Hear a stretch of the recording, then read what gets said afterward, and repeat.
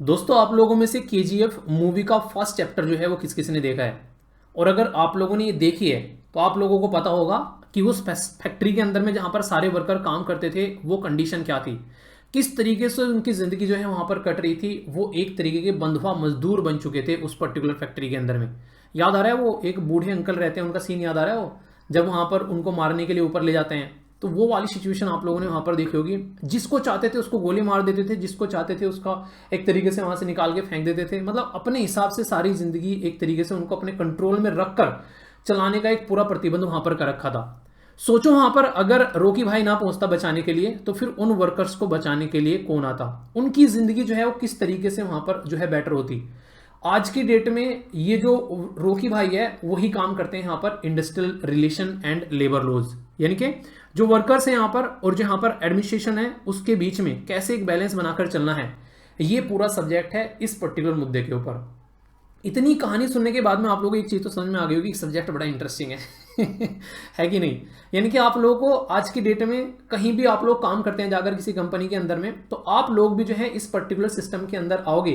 आप लोग ऐसे जैसे कहीं पर काम करते हैं, आप लोगों को जॉब मिलते हैं किसी, आप लोग प्राइवेट कंपनी के अंदर काम करते हो, वहां पर आप लोग को क्या क्या फैसिलिटीज मिल रही हैं, क्या आप लोग वहां पर कंफर्टेबल फील कर रहे हैं, या फिर वहां पर वर्किंग कंडीशन भी ऐसे नहीं है कि आप लोगों को बैठने का भी ढंग से जगह नहीं मिल पाती है। उस पर्टिकुलर जो आप ऑफिस में बैठते हैं वहां पर सूरज की रोशनी तक नहीं आ पाती है, पीने के लिए पानी नहीं देते हैं, आप लोगों को 10-10 12-12 घंटे तक बैठाए रखते हैं।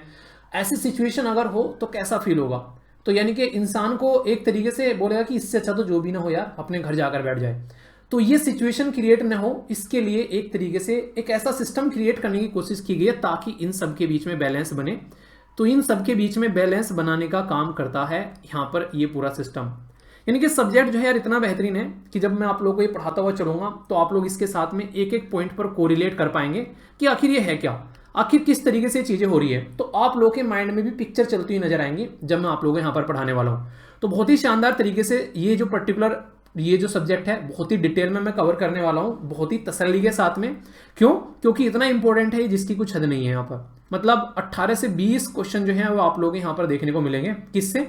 Industrial relation and labour laws और सिक्योरिटीज, सोशल सिक्योरिटीज जो होती हैं, सारी चीजें बहुत तसल्ली में कवर करूंगा।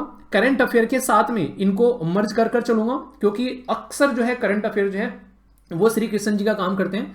जिस तरीके से श्री कृष्ण जी ने अर्जुन को पाथ दिखाया था पूरे महाभारत के टाइम पर, सेम यहाँ पर करंट अफेयर आप लोगों का वही पाथ फाइंडर होता है। खासकर उस टाइम पर जब आप लोग एक रास्ते पर चल रहे होते हो तो करंट अफेयर बताता है कि भाई यहाँ पर नजर डालना, यहाँ से क्वेश्चन बनेगा। क्यों? क्योंकि ये न्यूज में आ गया। तो वो सारी चीजें भी मैं यहाँ पर कवर करता चलूंगा। जो करंट की चीजें होंगी उसको हम लोग सिस्टमेटिक वे में कवर करते हुए चलेंगे। अब जब बात कर रहे हैं वर्कर्स की, तो यहाँ पर आप लोगों को सीधा सीधा पता है कि कुछ ना कुछ सपोर्ट तो हमारे जो वर्कर्स है देश के अंदर में उनको संविधान से भी मिलती है। हमारे देश के अंदर में जो संविधान के अंदर में डीपीएसपी है, ये इसी पर्टिकुलर पर्पज के लिए आप लोगों को देखने को मिलेगी, directive principle of state policy. तो जो डीपीएसपी वाला सेक्शन है यहाँ पर, वो भी मैं आप लोगों के साथ में यहाँ पर कनेक्ट करता हुआ चलूंगा। कॉन्स्टिट्यूशन वाला एंगल भी, क्योंकि यहां से आप लोगों के लिए एग्जाम में क्वेश्चन भी पूछे जा चुके हैं। तो इंटरेस्टिंग चीज क्या है? इंटरेस्टिंग चीज क्या है? इंटरेस्टिंग चीज ये है कि जब मैं आप लोगों से टॉपिक कवर कर लूंगा, फिर आप लोगों से यहाँ पर क्वेश्चन भी प्रैक्टिस कराऊंगा कि जो जो भी यहाँ पर ईपीएफओ के एग्जाम में क्वेश्चन पूछे जा चुके हैं, ताकि आप लोग कंफर्टेबल फील करें। ओनली ईपीएफओ के लिए नहीं, मैं आप लोगों से यूपीएससी प्रीलिम्स के भी क्वेश्चन कराऊंगा, जिससे कि आप लोग यहां पर कंफर्टेबल फील करें। प्रीलिम वो क्वेश्चन भी आ सकते हैं, लिखा थोड़ा ना कि जो प्रीलिम से पूछ ले वो इधर नहीं पूछेंगे, अगर कोई इस पर्टिकुलर सब्जेक्ट से रिलेटेड है। इसी के साथ में जो टॉपिक होगा उससे रिलेटेड खुद से भी क्वेश्चन बनाए गए हैं पर्टिकुलर आप लोगों के लिए, तो वो भी आप लोगों को यहां पर देखने को मिलने वाले हैं। मतलब कि कुछ इस तरीके से प्रोसेसर आप लोगों का रहने वाला है यहाँ पर कि पहले पूरा चैप्टर जो है वो तसल्ली में कवर किया करेंगे, फिर उस चैप्टर को कवर करने के बाद में फिर आप लोगों को यहाँ पर क्वेश्चन अटेम्प्ट करवाऊंगा। कुछ तो यहाँ पर जो पुराने होंगे, जो पूछे गए हैं एग्जाम्स के अंदर में, कुछ बनाए गए हैं, वो आप लोगों को देखने को मिलेंगे। इस तरीके से अगर आप लोग पढ़ाई करते हुए चलोगे, तो जब आप लोग एक पेपर प्रैक्टिस करोगे, यानी कि जब आप लोग टेस्ट सीरीज लगाओगे, उस टाइम पर आप लोग जो है बल्ले बल्ले बेसिकली नाचते हुए नजर आओगे। यानी कि पूरा डिटेल में तसल्ली के साथ में चैप्टर को इस तरीके से कवर करता हुआ मैं चलने वाला हूं यहाँ पर। इसी के साथ में कई सारे बच्चे पूछेंगे सर इसके लिए कोई किताब चाहिए क्या? आप लोग खुद सोचो कि industrial relation, labour law, social security plus current plus यहाँ पर क्वेश्चन, इस तरह की कोई किताब आप लोगों को मिलेगी मार्केट में? नहीं मिलेगी। जो किताबें हैं वो अपडेटेड नहीं रहती है, कई सारे इशू रहते हैं। इन चीजों को कवर करने के लिए अलग अलग आप लोगों को बहुत सारे रिसोर्सेज कवर करने पड़ेंगे। तो इसके लिए प्रॉपर नोट्स आप लोगों को प्रोवाइड कराए जाएंगे लेक्चर के, जिससे कि आप लोगों को कोई भी दिक्कत न देखने को मिले और आप लोग रिविजन कर सको आसानी से बैठकर। जब रिवीजन करने की बात आए मैं तो ये बोलूंगा कि आप लोग इनको 2x की स्पीड पर फटाफट देख लेना इन लेक्चर्स को, ताकि आप लोग फटाफट रिवीजन करके भी यहां पर चले जाओ। सारा का सारा सिलेबस जो है वो एग्जाम से पहले बहुत ही तसल्ली में कवर कराऊंगा आप लोग का, ताकि आप लोग चीजों को अच्छे से लेकर चल सको और कोई भी डाउट जो है वो आप लोग के माइंड में न रहे। इसी के साथ में क्वेश्चन प्रैक्टिस मैंने आप लोगों को बता दिया, ये तो रहेगी जो लेक्चर की क्वेश्चन प्रैक्टिस है। इसी के साथ में टेस्ट सीरीज भी आप लोगों की पैरेलल में जो है वो स्टार्ट होती हुई आप लोगों को नजर आएगी। उससे फायदा क्या होगा? उससे फायदा होगा कि जो कुछ तो पढ़ा होगा आप लोगों ने क्लास में, उससे आप लोग क्वेश्चन अटेम्प्ट कर सकते हो, और कुछ ऐसी चीजें रहेंगी जो कि वहां पर नहीं रहेंगी, तो उससे भी कुछ ना कुछ आप लोगों को नया सीखने को मिलेगा। ठीक है, तो यहां पर टेस्ट सीरीज में सोच रहा था थोड़ा सा लेट ही स्टार्ट किया जाए, क्योंकि कुछ आप लोगों का पोर्शन जो है पहले थोड़ा सा कवर करा जाए, उसके बाद में फिर आप लोगों की टेस्ट सीरीज जो है वो कवर करनी आप लोग स्टार्ट कर सकते हैं, प्रैक्टिस करनी स्टार्ट कर सकते हैं। यानी कि स्टार्टिंग के महीने में पहले कोशिश करते हैं कि ज्यादा से ज्यादा सिलेबस जो है वो कवर किया जाए, और उसके बाद में फिर आप लोग जो है अपनी प्रैक्टिस भी अच्छे से आप लोग कर पाएंगे। तो ये बेसिक पर्पज है यहाँ पर, इस तरीके से आप लोगों का पूरा सिस्टम यहाँ पर चलने वाला है। तो जो यहाँ पर टोटल पेपर है वो आप लोगों को देखने को मिलता है टोटल मिलाकर 120 क्वेश्चन का। 120 क्वेश्चन में से अगर 20 क्वेश्चन आप लोग इसी टॉपिक से तैयार हो जा रहे हैं, और एग्जाम में इन 20 क्वेश्चन में से अगर आप लोग 17-18 क्वेश्चन जो है वो अटेम्प्ट करके आ रहे हो, शानदार तरीके से अपने सही मार्क्स लेकर आ रहे हो, तो सोचो आप लोग लिस्ट में अपने आप को कहां पर पाओगे। तो बहुत ही इंपॉर्टेंट टॉपिक है। पर लेकिन इसके लिए आप लोगों को एक काम करना पड़ेगा, आप लोगों को बिल्कुल अपना जो फोकस है अर्जुन की तरह रखना पड़ेगा, बिल्कुल चिड़िया की आंख पर। यानी कि आप लोगों को यहां पर बिल्कुल तसल्ली में सारी चीजें सिस्टमेटिक वे में लेकर चलनी पड़ेगी। नोट्स में प्रोवाइड कराऊंगा वो एक अलग बात है, पर लेकिन अगर आप लोग थोड़ा सा अपने आप को और सिस्टमेटिक वे में लेकर चलना चाहते हैं, आप लोगों को लगता है कि नहीं यार अपने खुद के नोट्स प्रिपेयर करने हैं, तो पेन एंड कॉपी लेकर बैठना, अपने खुद के नोट्स भी आप लोग प्रिपेयर कर सकते हो। क्योंकि बहुत सारे बच्चे ऐसे होते हैं जो कि अपने नोट्स से पढ़ना पसंद करते हैं। ये इस तरीके से जो बच्चे होते हैं वो उनको लगता है कि अपने ही नोट्स में से जब ढंग से निकला जाएगा तो ही मजा आने वाला है। तो अगर आप लोगों को लगता है कि हाँ नहीं अपने ही नोट्स बनाने हैं, तो लेक्चर के साथ में नोट्स बना सकते हैं या फिर पीडीएफ से नोट्स बना सकते हैं, जैसे भी आप लोगों को कंफर्टेबल लगे।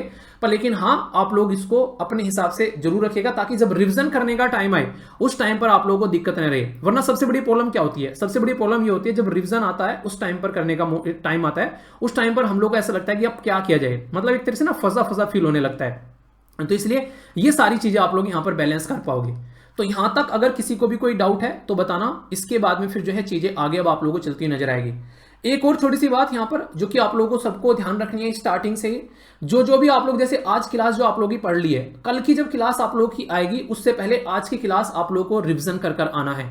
ये आप लोग के लिए होमवर्क हुआ करेगा, ठीक है, ये आप लोग ध्यान रखना। यानी कि मैं अकेला मेहनत नहीं करूंगा, आप लोगों से इतनी ही मेहनत कराऊंगा जितनी मैं करूंगा, क्योंकि पेपर जो है वो मुझे नहीं देना है, पेपर जो है वो आप लोगों को देना है।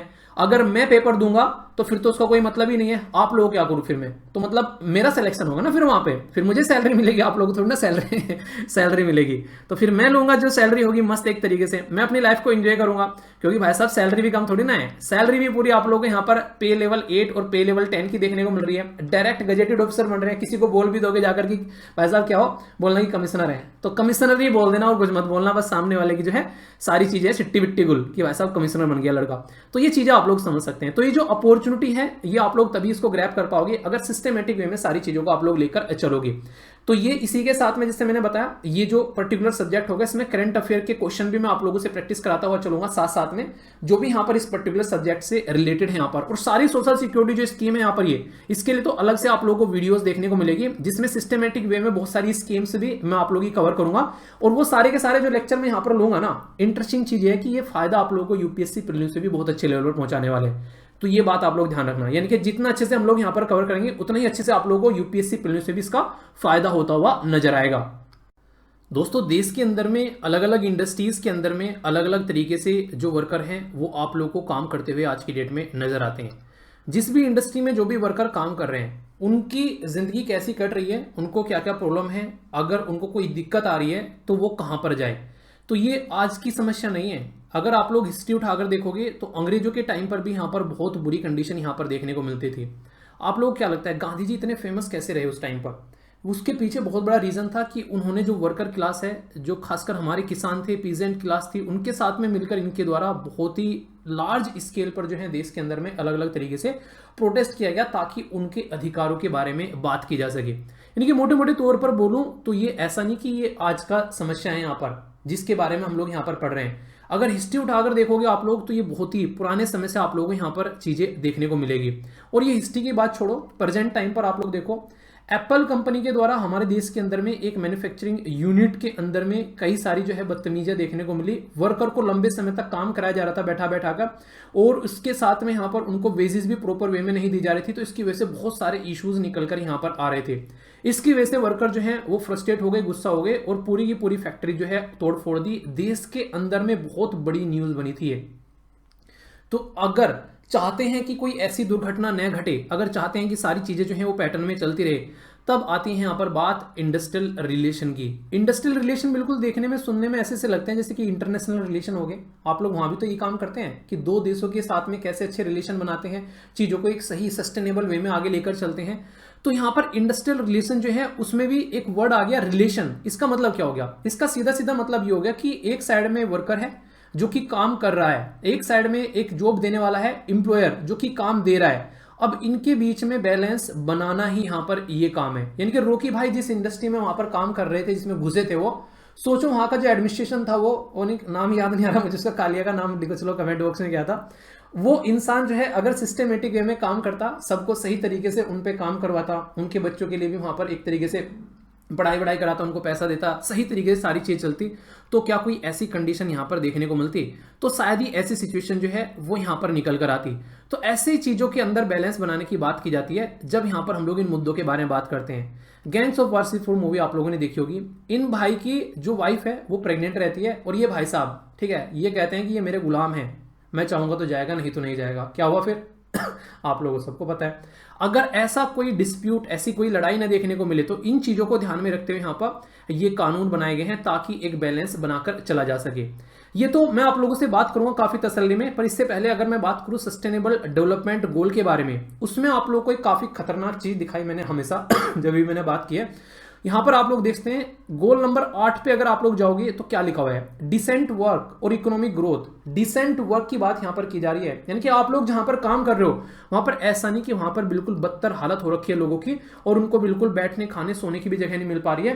और ऐसा माहौल मिलना चाहिए ताकि इंसान जो है वहां पर आसानी से अपनी जिंदगी जो है वो व्यतीत कर सके। ऐसा नहीं कि उसका ऐसा लगे कि यार अब मरे कब मरे, किसी तरीके से जिंदगी जो है वो बैलेंस बन जाए। इसका ऐसा क्यों बोल रहा हूं मैं? क्योंकि जब तक वर्कर और जब तक यहां पर जिस इंडस्ट्री में जो वर्कर काम कर रहे हैं वो ढंग से काम नहीं करेंगे, तब तक यही प्रॉब्लम देखने को आप लोगों को मिलती रहेगी। एक छोटा सा उदाहरण देता हूं, आप लोग थोड़े से हैरान होंगे इस चीज को सुनकर कि कितने सारे लोग जो हैं वो कहां कहां पर काम करते हैं। अगर मैं इसके बारे में बात करूं तो आप लोगों को कई सारी माइंड में क्लैरिटी आएगी इस मुद्दे को लेकर। कुछ बात मैं आप लोगों को बता दूं, हमारे देश में सबसे ज्यादा कोई प्राइवेट कंपनी कौन सी है? सबसे बड़ी प्राइवेट कंपनी जहां सबसे ज्यादा वर्कर काम करते हैं वो है टाटा। टाटा जो ग्रुप है उसकी जो डिफरेंट कंपनीज हैं, अगर उसके बारे में आप लोगों से कोई क्वेश्चन पूछ ले कितने लोग काम करते हैं टाटा के अंदर में, तो देश में सबसे ज्यादा टाटा के अंदर में लोग काम करते हैं प्राइवेट एंटिटी के अंदर में। अगर मैं प्राइवेट और गवर्नमेंट दोनों की बात करूं तो याद रखना इंडियन आर्म फोर्स जो है उसके अंदर में सबसे ज्यादा लोग जॉब करते हैं। इंडियन आर्म फोर्स के अंदर में लगभग 14 लाख के करीब लोग जो है इंडियन आर्म फोर्स में जॉब करते हैं। दूसरे नंबर पर आता है रेलवे। रेलवे के अंदर में लगभग 12 लाख के करीब यहां पर जॉब करते हैं। और तीसरे नंबर पर आता है यहां पर टाटा जो कि प्राइवेट कंपनी है, इसमें 9 लाख के करीब लोग जो हैं वो आप लोग को काम करते हुए नजर आते हैं। इससे आप लोग क्या समझ में आ रहा है? यानी कि जो इतने सारे लोग काम कर रहे हैं यहाँ पर टाटा के अंदर में, या फिर इन्फोसिस के अंदर में अगर मैं आप लोगों को बोलूं तो लगभग 2.5 लाख के करीब लोग काम कर रहे हैं। रिलायंस के अंदर अगर मैं आप लोगों से बात करूं जो अंबानी साहब की कंपनी है, उसके अंदर लगभग 2.36 के करीब लोग जो है लाख काम कर रहे हैं। इस तरीके से आप लोग समझ सकते हैं। विप्रो के अंदर भी लगभग इतनी है 2.31 के करीब। और जिस तरीके से आज के में आप लोग अदानी साहब को देखते हैं कि अदानी साहब जो हैं दुनिया के अमीर लिस्ट में उनका नाम देखने को मिलता है, और लगभग ओनली 23,000 के करीब लोग ओनली काम करते हैं वहां पर, यानी कि बहुत कम लोग काम करते हैं। यानी कि जो ये सारी की सारी प्राइवेट कंपनी है, अगर इनके अंदर में जो वर्कर काम कर रहे हैं अगर उनको कोई दिक्कत होती है तो ये कंपनी इतनी बड़ी बड़ी कंपनी है ये कि वर्कर कोई अपनी आवाज उठा नहीं सकता है, उसको निकालकर कहां फेंक दिया जाएगा उसको पता भी नहीं चलेगा। उसकी जो है जिंदगी कितनी जहन्नुम बन सकती है उसको कोई पूछने वाला है ही नहीं। तो ऐसी सिचुएशन देखने को मिलेगी अगर यहां पर ये सिस्टम न हो इंडस्ट्रियल रिलेशन वाला। इसलिए यहां पर ये सिस्टम बनाया गया ताकि कल को इतने सारे वर्कर काम कर रहे हैं उनको एक अच्छी जिंदगी यहां पर मिल सके और एक बैलेंस बन सके। और इसी बैलेंस को बनाकर जो है वो देश के अंदर में आप लोगों को ग्रोथ देखने को मिलेगी। ये जो ग्रोथ है ना, ये एक एक इंसान से मिल मिलकर यहां पर ये ग्रोथ जो है वो निकल कर आती है। ये ऐसा नहीं कि एक तरीके से ऐसा नहीं आप लोग बोलोगे कि कोई एक ही इंसान जो है वो ग्रोथ ला रहा है। बहुत सारा ग्रुप जब मिलता है एक जगह आकर तो उस ग्रुप की वजह से यहां पर ये ग्रोथ आप लोगों को देखने को मिलती है। तो ये बैलेंस बनाना बहुत ज्यादा जरूरी है। इसी बैलेंस बनाने के लिए यहां पर जो आप लोगों के सामने मैं इंट्रोड्यूस कर रहा हूं इंडस्ट्रियल रिलेशन। आप लोगों को यहां पर दो शब्द आपस में मिले हुए नजर आ रहे होंगे, एक साइड में लिखा हुआ है यहां पर इंडस्ट्रियल और दूसरा है रिलेशन, यानी कि जो इंडस्ट्रीज है उसमें जो रिलेशन है उसके बारे में यहां पर बात की जा रही है। किसके बीच में? रिलेशन के बारे में, जो वर्कर काम कर रहे हैं और इसी के साथ में जो काम दे रहा है एडमिनिस्ट्रेशन, उनके बीच में, यानी कि गरुड़ा के बीच में और यहां पर जो वर्कर काम कर रहे थे यानी कि भाई साहब जो है रोकी भाई के बीच में कैसा रिलेशन होना चाहिए। अगर गरुड़ा वो बदतमीजी न करता तो भाई साहब उसकी गर्दन न कटती। सोचो अगर वो एक ऐसा इंसान होता, जैसे आप लोग रतन टाटा जी को आप लोग देखो, एक इतने रेस्पेक्टेड पर्सन है कि नाम लेते ही उनका मतलब अंदर से रेस्पेक्ट फूट फूट के निकलती है। एक ऐसे इंसान अगर किसी कंपनी में कोई काम करे तो इज्जत बनती है इंसान की कि हाँ यार यहाँ पर काम कर रहे हैं। तो वो वाला हरकत अगर यहां पर होती और यहां पर ये जो एक तरीके से गरुड़ा वो हरकतें ना करता तो कभी ये कंडीशन यहां पर देखने को नहीं मिलती।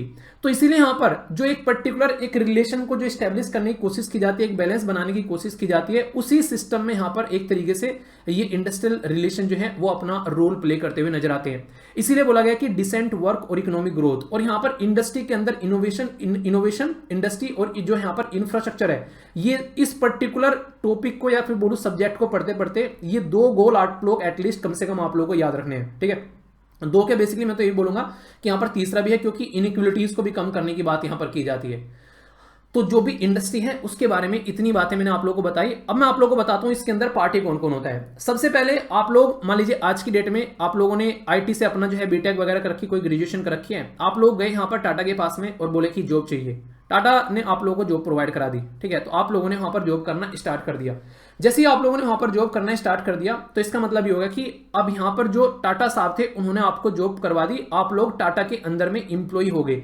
तो यहां पर जो जॉब देने वाला है उसको इंप्लॉयर बोलते हैं, यानी कि जॉब प्रोवाइड कराने वाला। जो जॉब लेने वाला है उसको इंप्लॉय बोलते हैं, यानी कि आप लोग वहां पर इंप्लॉय हो गए। और किसने जॉब प्रोवाइड कराई? इंप्लॉयर, यानी कि टाटा ने आप लोगों को जॉब प्रोवाइड कराई। जब तक आप लोगों के बीच में रिलेशन अच्छे चल रहे हैं तब तक कोई जरूरत नहीं है किसी की, सारी चीजें सिस्टमेटिक वे में चल रही है।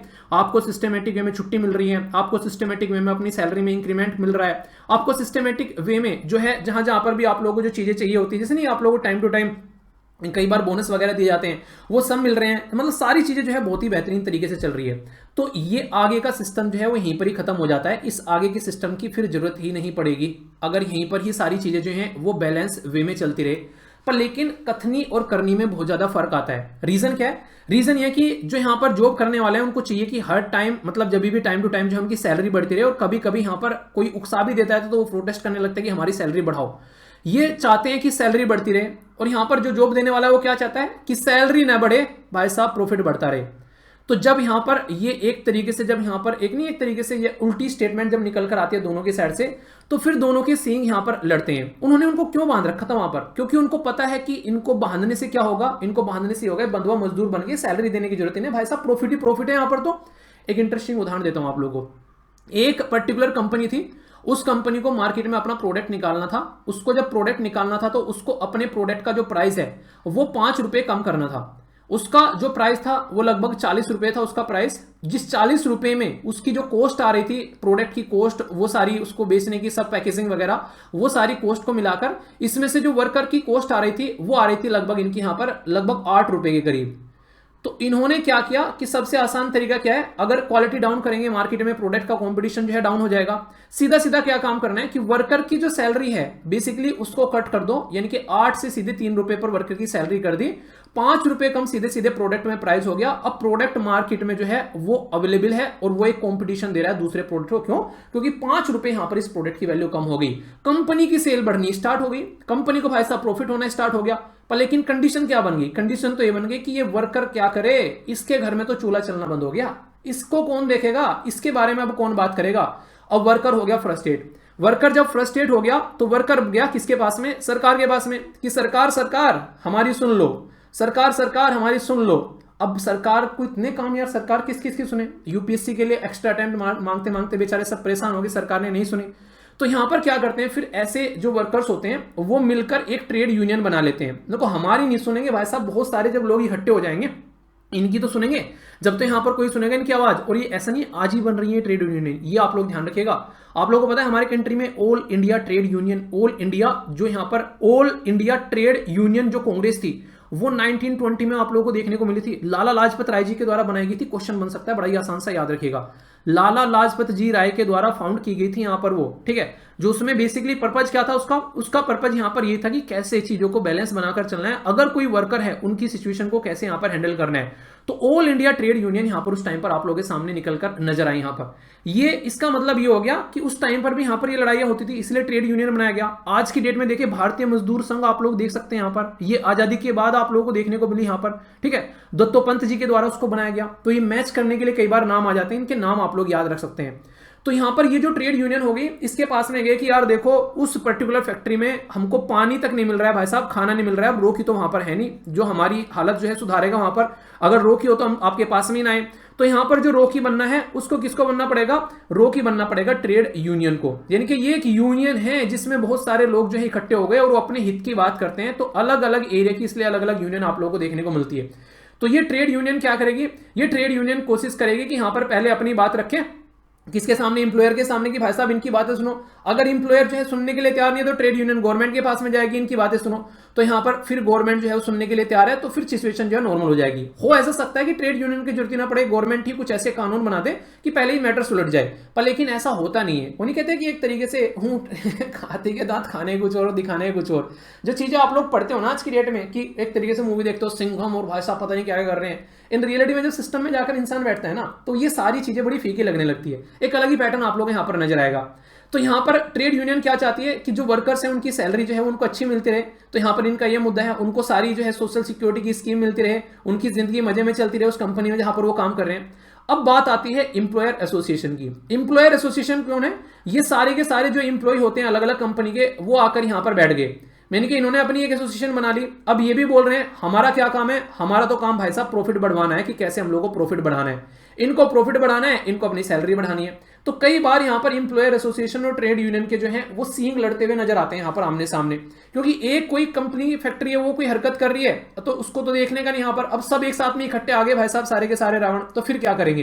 तो इनको बैलेंस बनाकर चलना जरूरी है।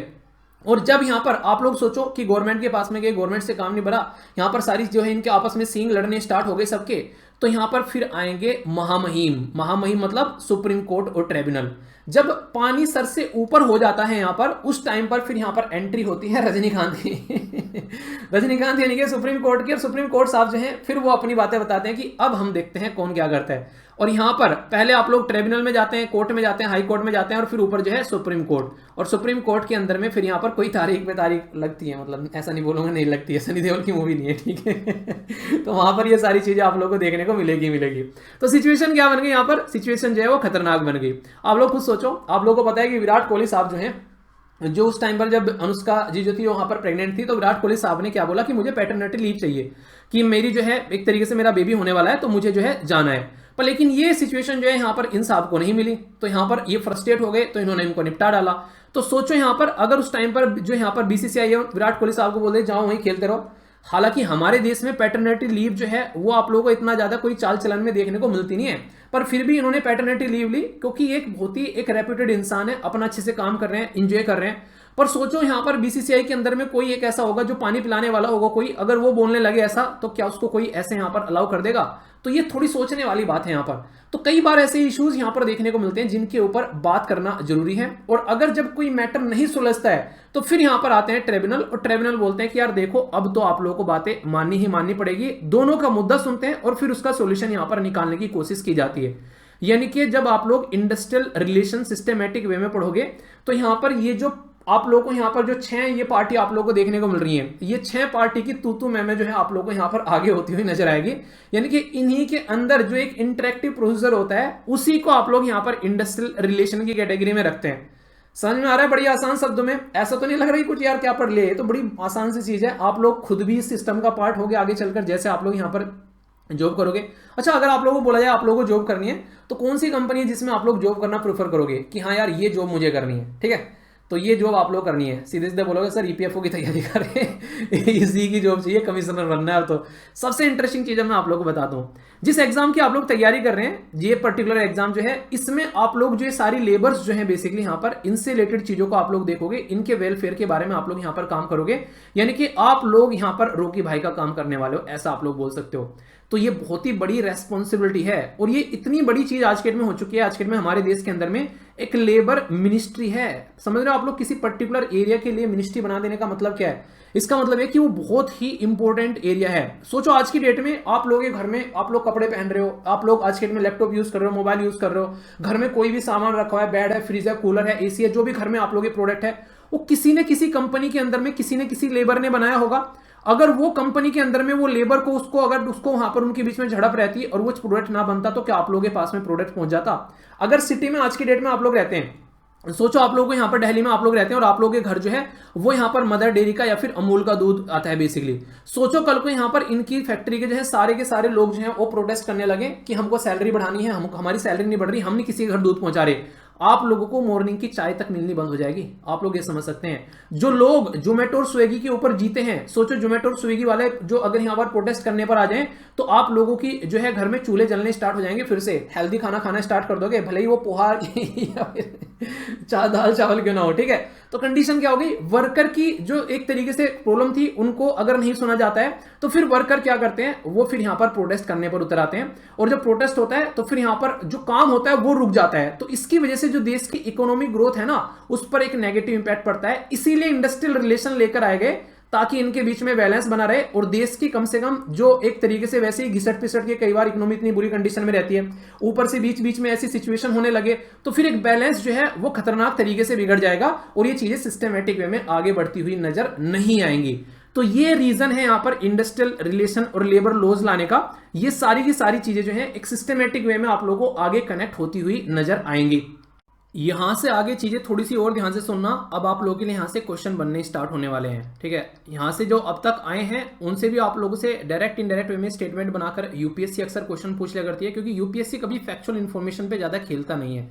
यूपीएससी मैक्सिमम आप लोगों की अंडरस्टैंडिंग के ऊपर खेलता है। अगर टॉपिक की अंडरस्टैंडिंग है तो आप लोग क्वेश्चन को उठाकर ले जाओगे, और अगर अंडरस्टैंडिंग नहीं है तो फिर क्वेश्चन पे नीचे दब जाओगे। तो ये बात ध्यान रखिएगा।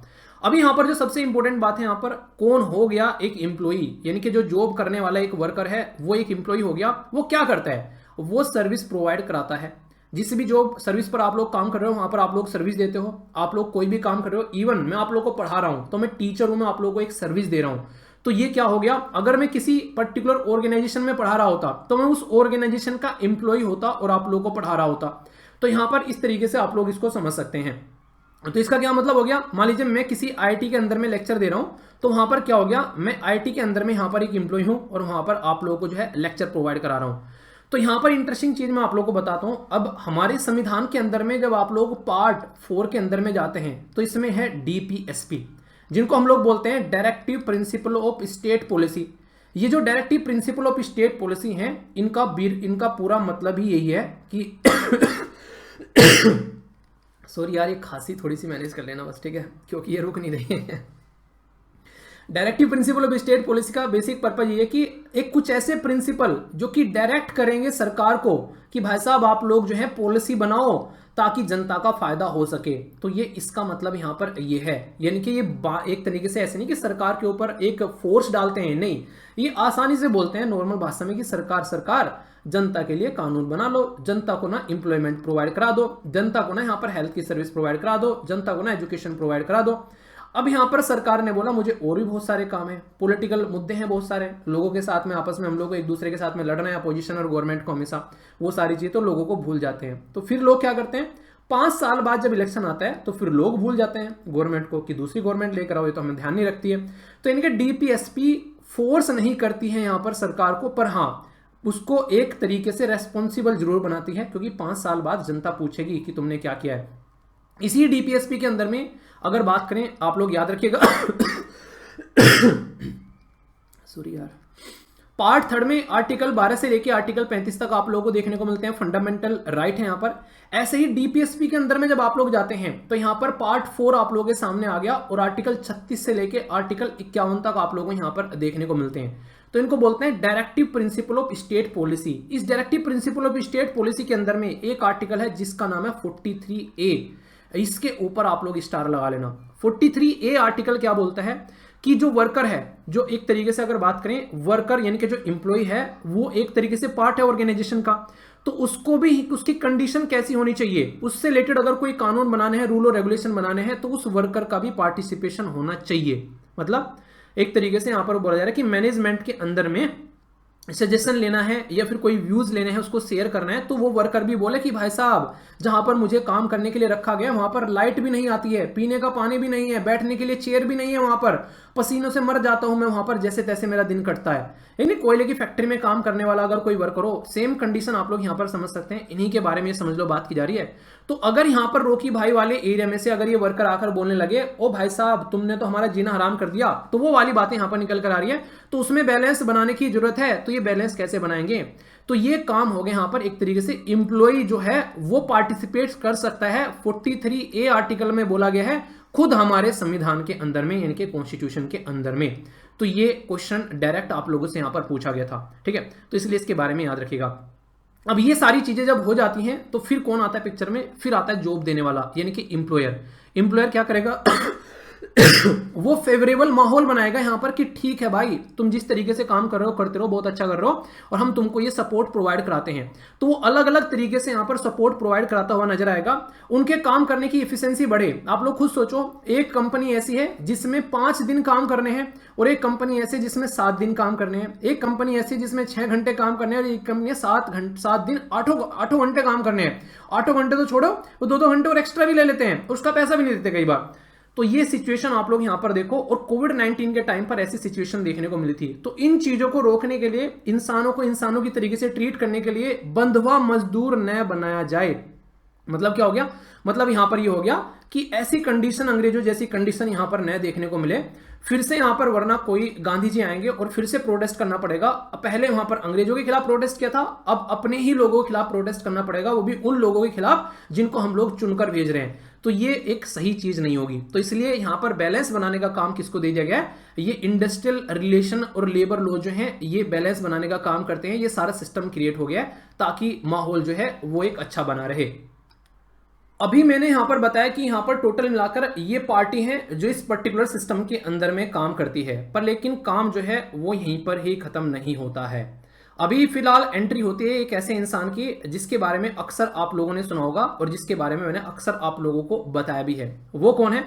वो इंसान है यहां पर इंटरनेशनल लेबर ऑर्गेनाइजेशन। ये इसके ऊपर स्टार लगा लेना, क्योंकि इसके बिना काम नहीं चलेगा, ऑर्गेनाइजेशन के बिना, क्योंकि ये इस पर्टिकुलर एरिया पर फोकस देने वाली एक ऐसी ऑर्गेनाइजेशन है, इकलौती ऐसी ऑर्गेनाइजेशन है जिसमें 3 लोग मिलकर काम करते हैं। मतलब ओनली, बोला गया कि ओनली ट्राइपार्टाई एजेंसी यूएन के अंदर में, इसके अलावा यूएन के अंदर में कोई भी ऐसी एजेंसी नहीं है जिसमें 3 लोग एक साथ मिलकर पार्टिसिपेट करें।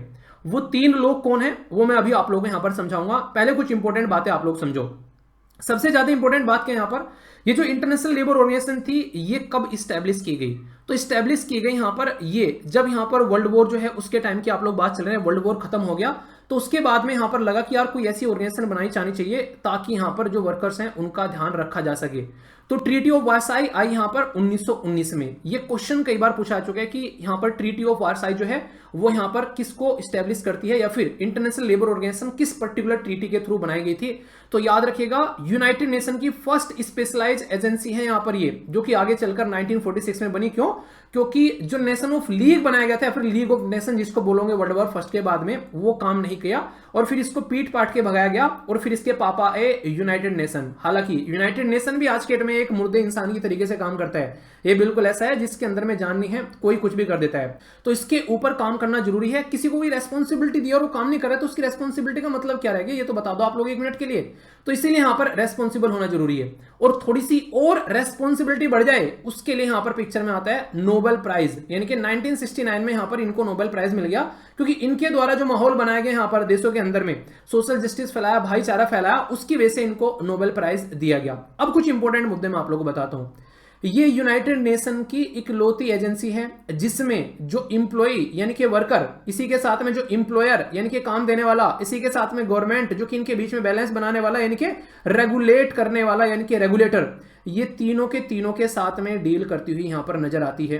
यानी कि हमारे देश के अंदर में कंपनी है टाटा कंपनी के अंदर में अगर कुछ गड़बड़ देखने को मिल रही है, यहां पे वर्कर के साथ में कुछ गलत हो रहा है, तो उन वर्कर के साथ में कुछ गलत नहीं होना चाहिए। इसके लिए यहां पर एक बैलेंस बनाने के लिए ये एक अलग पिलर आप लोगों को यहां पर देखने को मिलता है। वरना ये क्या करता है, ये फिर रिपोर्ट प्रस्तुत करने लगता है और उस रिपोर्ट में उस देश की भर भर कर बेइज्जती करता है जिस देश के अंदर में वर्कर की कंडीशन अच्छी नहीं है। यानी कि पूरी दुनिया में जग जाहिर कर देता है भाई साहब कि इनके यहां पर ये कंडीशन, ये प्रॉब्लम देखने को मिल रही है, ये सिचुएशन यहां से निकल कर आती है।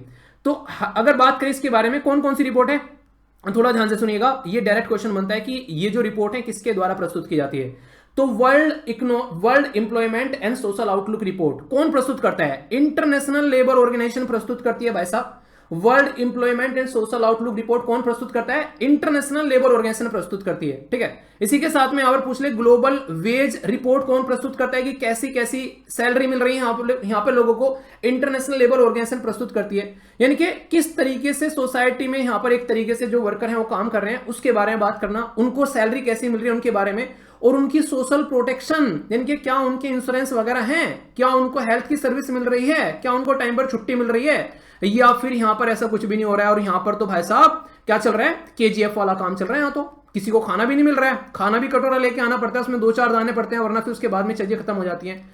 तो इनके बारे में फिर ये दुनिया को चिल्ला चिल्ला कर बताते हैं कि देखो वो देश लोगों को खाना भी नहीं दे रहा है, और उस देश में जब ऐसी कंडीशन होती है तो कई बार सिचुएशन इतनी खराब हो जाती है कि इंटरनेशनल लेवल पर सैंक्शन तक लगने स्टार्ट हो जाते हैं कि अच्छा वो इतनी बदतमीजी काट रहा है भाई साहब, क्या किया जाए इसके साथ में। तो इसलिए यहां पर इंटरनेशनल लेबर कोड बनाए गए यहां पर इंटरनेशनल लेबर ऑर्गेनाइजेशन के थ्रू, ताकि अगर कल को चलकर किसी वर्कर के बीच में कोई भी इंडस्ट्रियल डिस्प्यूट हो तो उसको सुधारा जा सके। एक और इंपॉर्टेंट मुद्दा, पहले कुछ टाइम पहले तक जो चीजें बोली जाए वो फिर भी एक बार को डिफरेंट हुआ करती थी। मतलब आज की डेट में हमारी कंट्री के अंदर में एप्पल कंपनी भी काम कर रही है, आज की डेट में हमारी कंट्री के अंदर में अमेजन भी काम कर रही है, उबर आप लोगों को देखने को मिलेगा। तो दुनिया भर की बाहर की कंपनी यहां पर काम करती है, आप लोगों को नजर आती है। अब ये बाहर की कंपनी आ रखी है, हमारे देश में काम कर रही है, तो हमारी कंट्री के कानून के हिसाब से यहां पर काम करेंगी। ऐसा नहीं है कि ये अपनी कोई नए कानून लेकर आएंगे और वो चलाएंगी। अभी आप लोगों ने देखा होगा गूगल के ऊपर फाइन लगाकर सरकार ने साफ साफ उसको सीधा कर दिया। जब कंपटीशन कमीशन ऑफ इंडिया वाला केस निकल कर आया, उनकी जो हरकतें चल रही थी यहां पर कस्टमर के फेवर में नहीं थी, तो हम लोगों ने उनके ऊपर एक तरीके से वो एक प्रेशर डाला, सुप्रीम कोर्ट के अंदर गए, सुप्रीम कोर्ट ने बोला जैसा गवर्नमेंट बोल रही है वैसा कर लो वरना गलती मार लो। तो सारी चीजें बैलेंस में आती हुई आप लोगों को यहां पर देखने को मिलती है।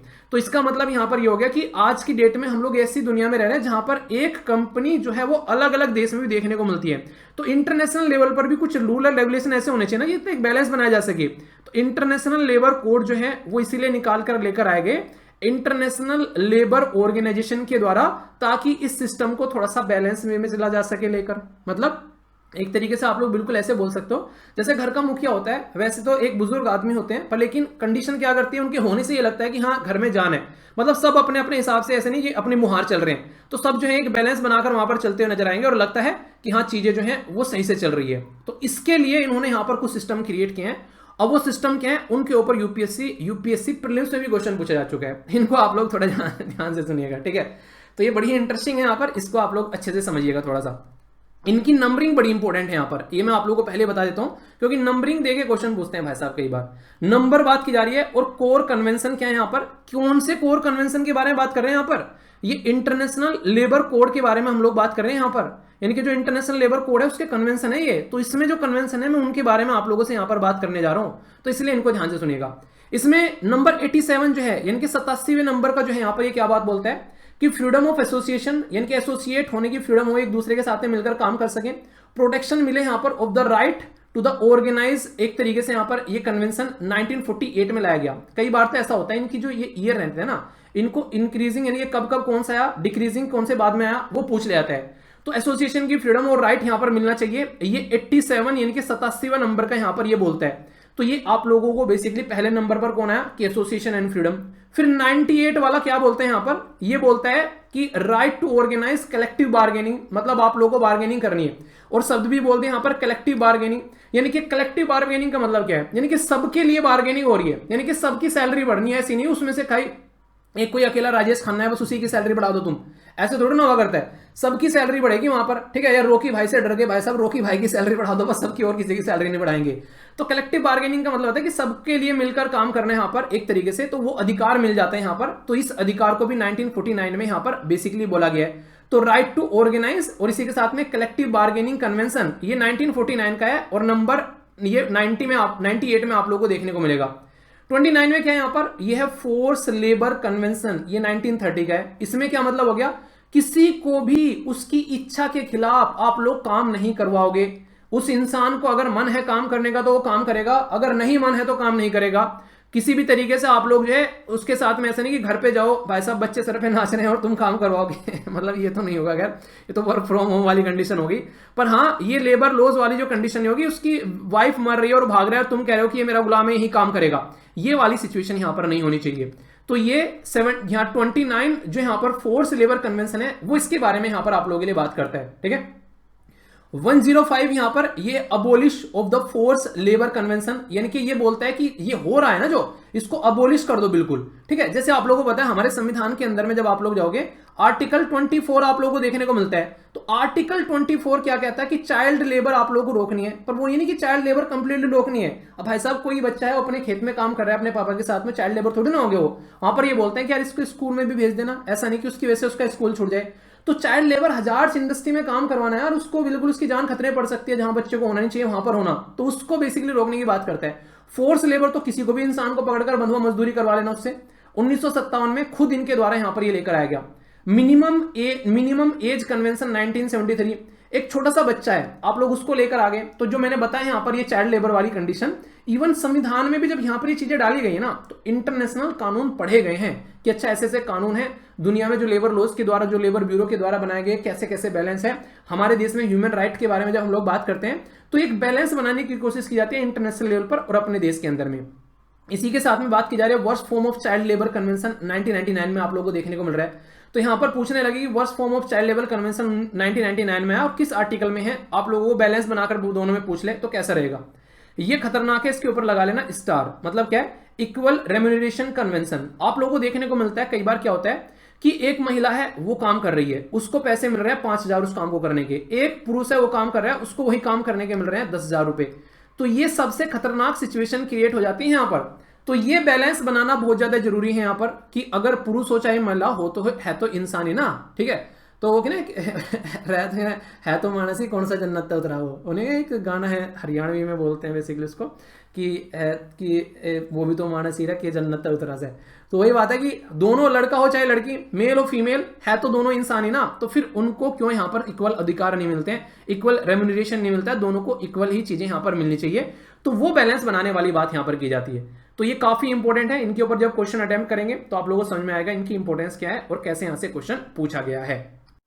अब एक सबसे खतरनाक चीज यहां पर ये आती है कि यहां पर जो इंडस्ट्रियल रिलेशन है कई बार उसमें कई सारी ऐसी चीजें हैं जो ढंग से नहीं चल पाती हैं, उनमें इश्यूज देखने को मिलने लगते हैं। यानी कि जो इंडस्ट्री के अंदर में जो रिलेशन होने चाहिए यहाँ पर वो किस तरीके से बेकार होना स्टार्ट होते हैं, ये यहाँ पर बताने की बात की जा रही है। एक इंसान है जिसको 5,000 रुपये सैलरी मिल रही है, पर वो इंसान जो है ये बोल रहा है कि मेरे से तो 10,000 रुपये का काम लिया जा रहा है।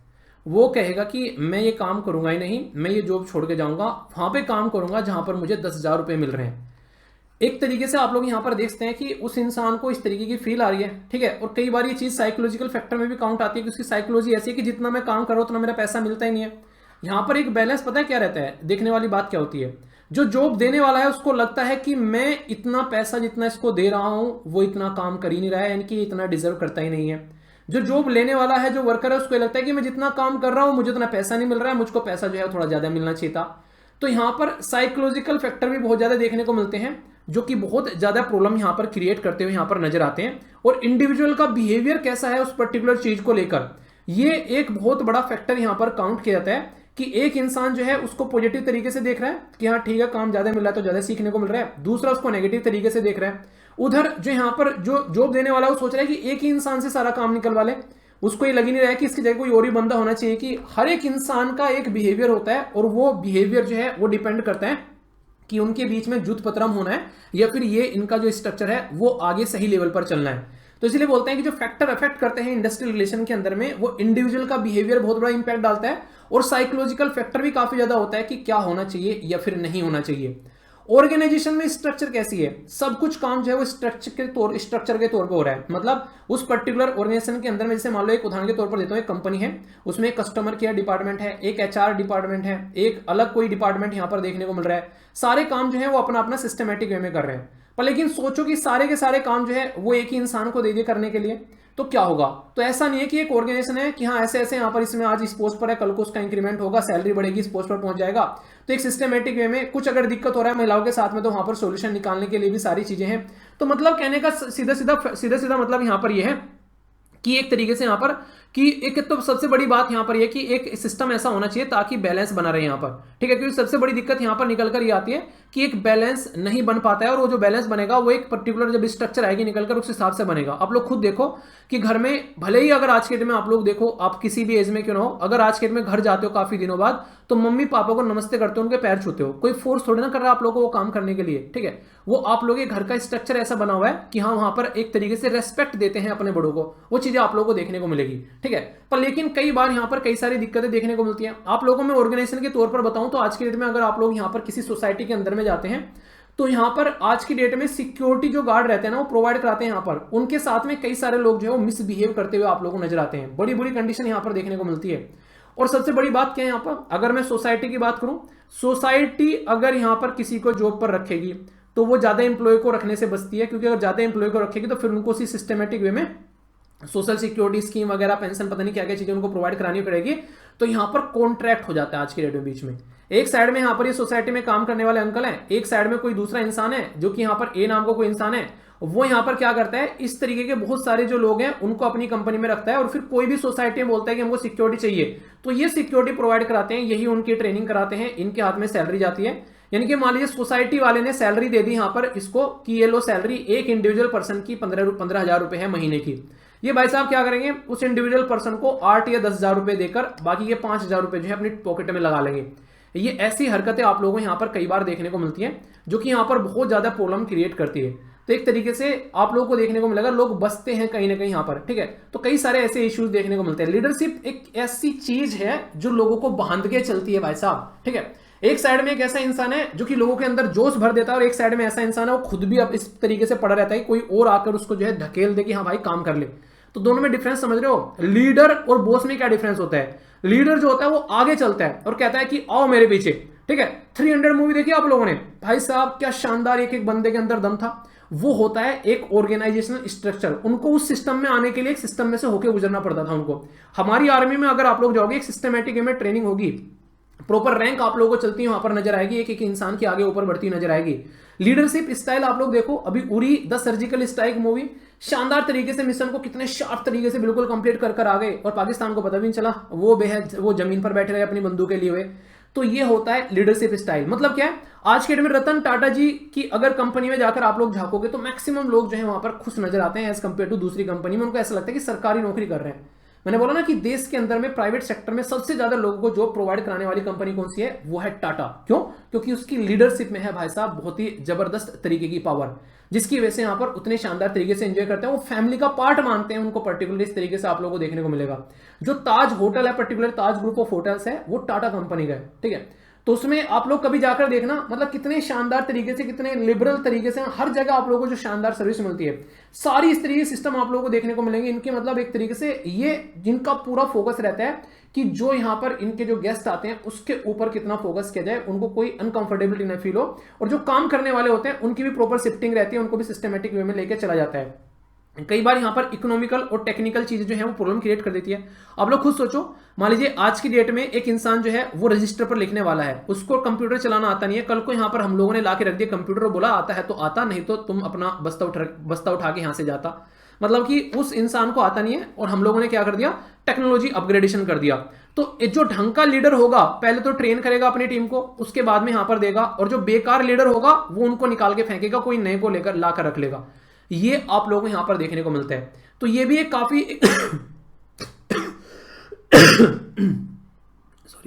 सॉरी काफी बुरी कंडीशन यहां पर देखने को मिलेगी, जिसकी वजह से यहां पर ये सिचुएशन निकल कर आती है।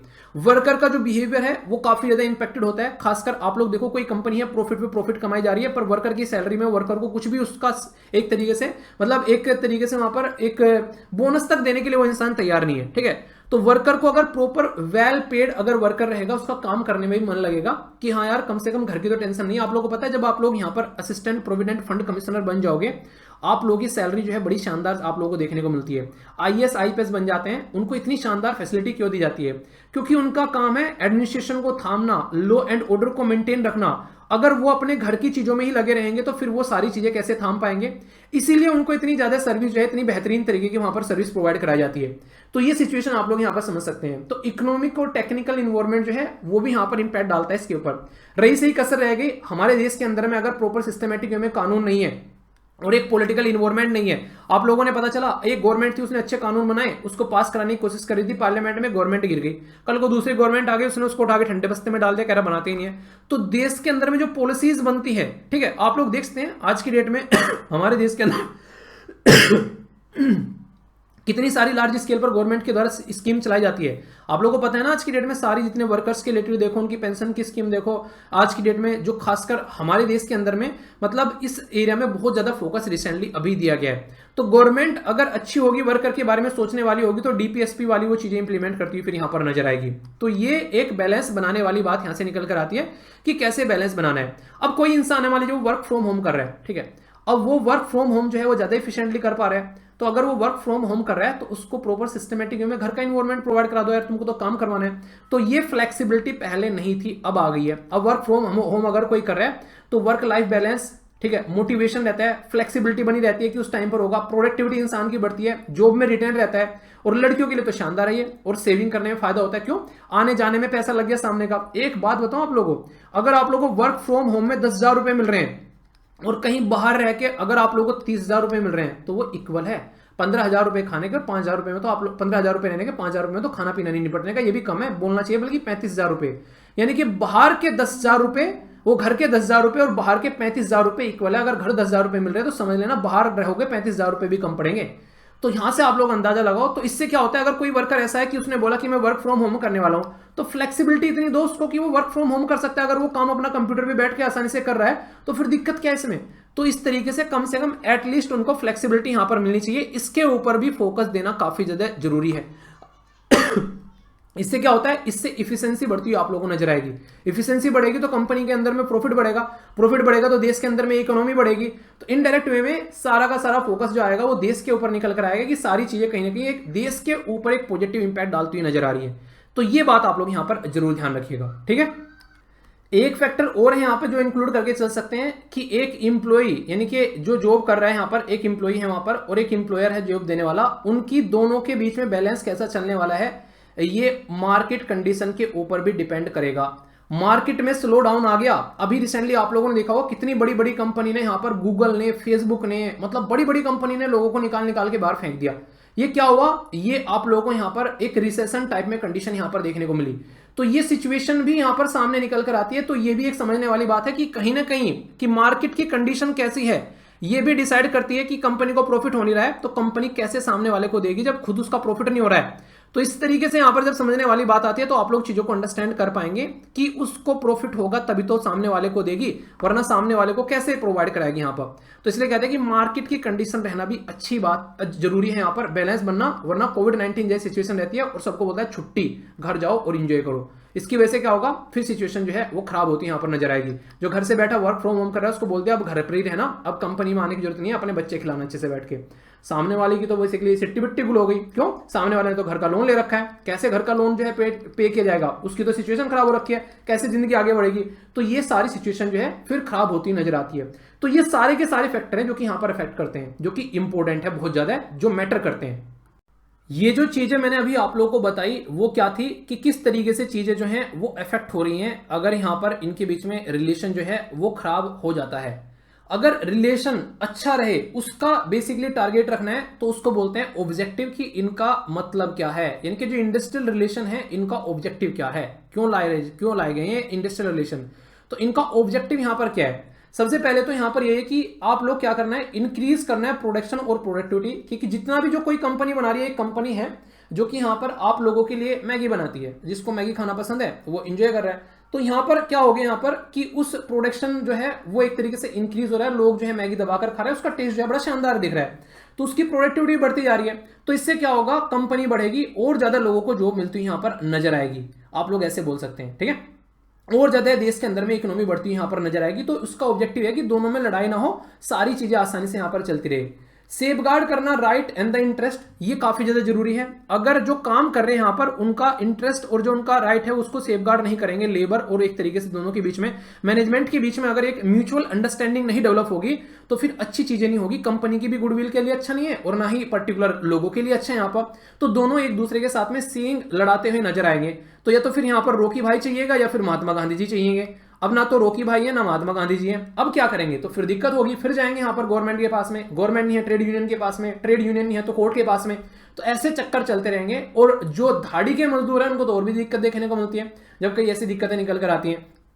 इस्टेब्लिश करना और मेंटेन करना इंडस्ट्रियल डेमोक्रेसी, मतलब एक तरीके से आप लोग बोल सकते हैं कि आज की डेट में आप लोग इस तरीके से इसको समझ सकते हैं कि कहीं ना कहीं एक डेमोक्रेटिक सिस्टम चलना जरूरी है, अगर आप लोग चाहते हैं इंडस्ट्री को आगे लेकर चलना सिस्टमेटिक वे में। इसको समझने के लिए जब हम लोग डेमोक्रेसी के बारे में बात करते हैं तो आज की डेट में आप लोग क्या करते हो, आप लोगों के पास में वोट डालने का अधिकार है, आप लोग अपने चुने गए नुमाइंदे जो हैं उनको चुनकर आप लोग मेंबर ऑफ पार्लियामेंट यानी कि एमपी यानी कि अपने सांसद बनाते हो, मेंबर ऑफ लेजिस्लेटिव असेंबली यानी कि विधायक यानी कि एमएलए बनाते हो, तो ये आप लोगों को अधिकार मिले हुए हैं हमारे संविधान के अंदर से।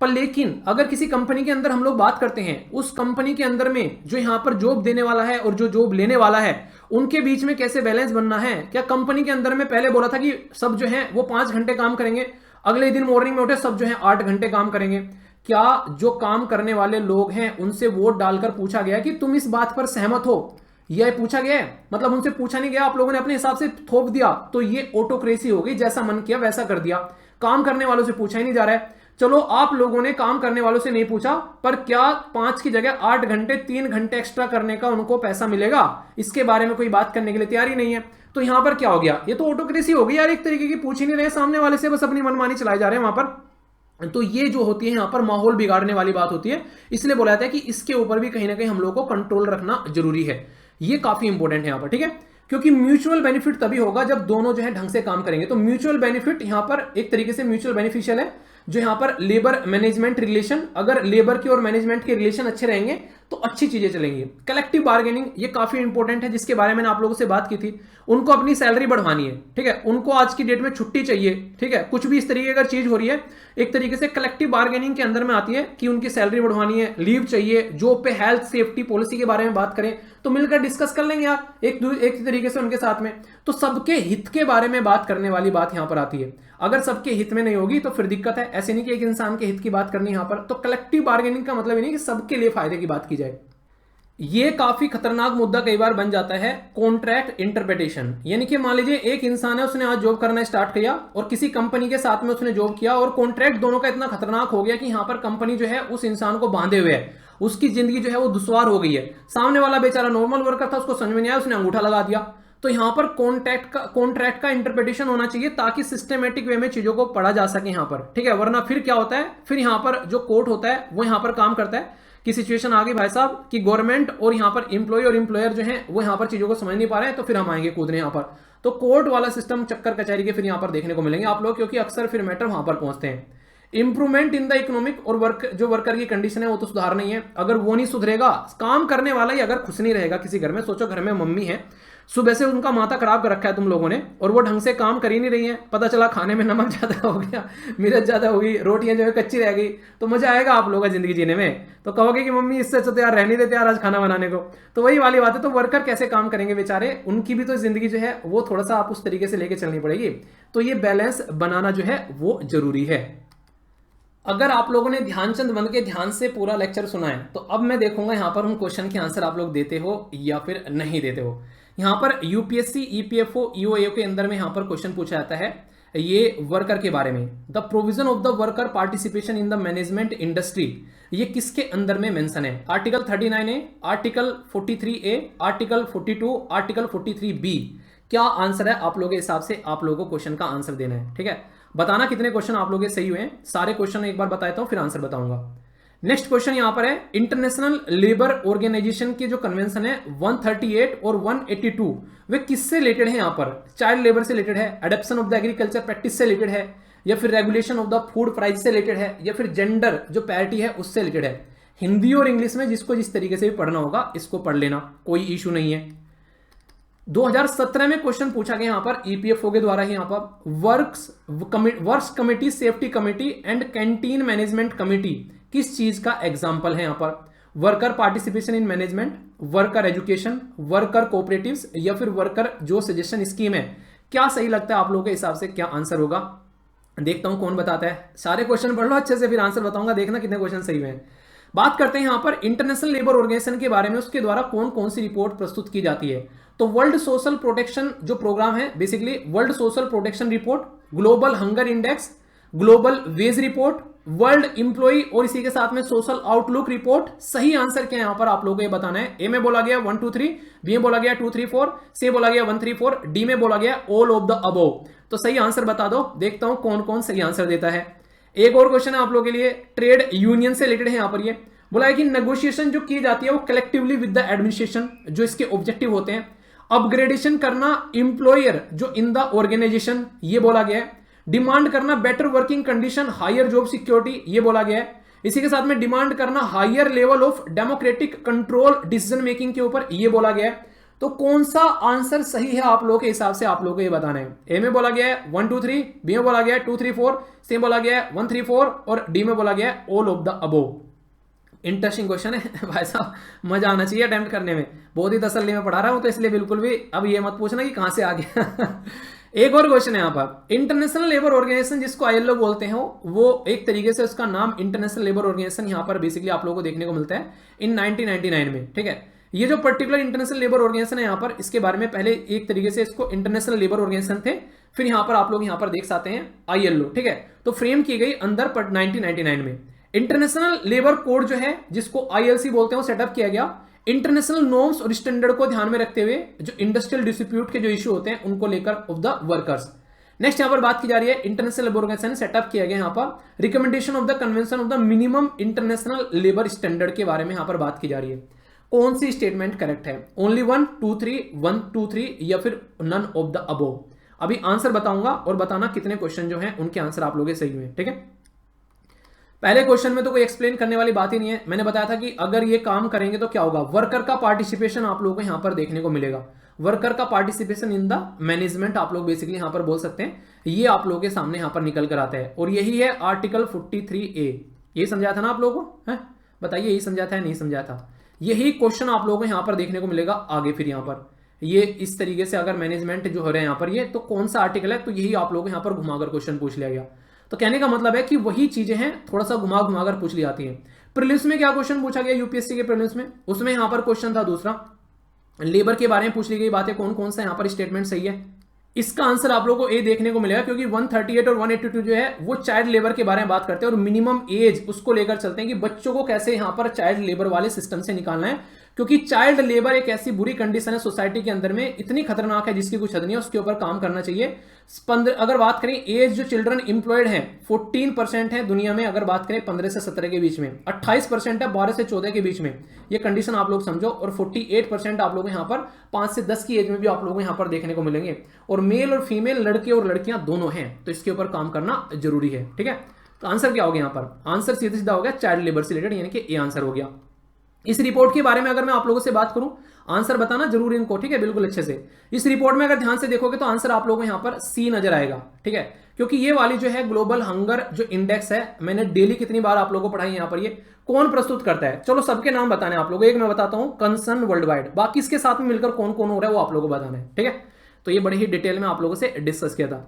आगे बात करते हैं यहां पर, ये सारी की सारी चीजें अगर ध्यान से देखोगे, इसमें एक स्टेटमेंट है upgradation of the status employer in the organization. उसका स्टेटस कौन बनाएगा? वो तो खुद ही अपना स्टेटस बनाए बैठा है, इंप्लॉय का करेगा वो स्टेटस, यानी कि वर्कर का स्टेटस बढ़ाएगा। तो ये छोटी छोटी सी चीजें भी यहां पर आप लोगों को क्वेश्चन जो है वो नुकसान कर देंगे आप लोगों का। यानी कि अपग्रेडेशन किसमें? इंप्लॉय, ना कि इंप्लॉयर। जॉब देने वाले के नहीं, जॉब लेने वाले का ट्रेड यूनियन बनने का मतलब क्या होता है कि जो यहाँ पर जो वर्कर है उसकी उसकी चीजों को बेसिकली सही से लेकर चला जाए ना कि यहाँ पर जॉब देने वाले की।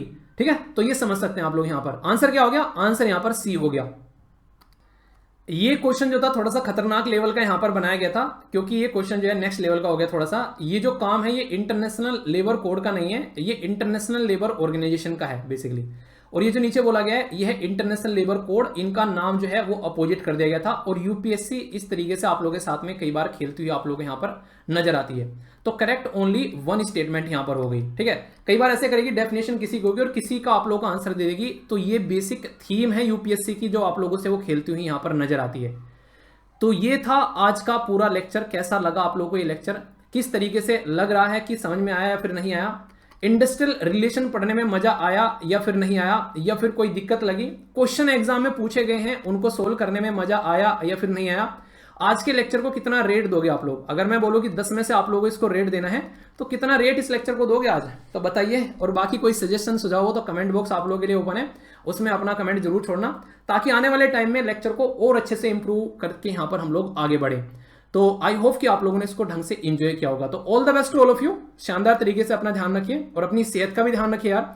थोड़ा सा अपना ना बैलेंस बनाकर चलिए, एक्सरसाइज वगैरह करते रहिए, ताकि अच्छे से आप लोग टाइम को यूटिलाइज कर सको और लंबे समय तक बैठकर ढंग से पढ़ाई कर सको। ठीक है, तो ये थी बेसिक बातें। नेक्स्ट लेक्चर में मिलता हूं, तब तक अपना ध्यान रखिए। बड़ों को नमस्ते, छोटों को प्यार, छोटी सी लाइफ एंजॉय करार। मिलता हूं नेक्स्ट वीडियो में, तब तक के लिए जय हिंद।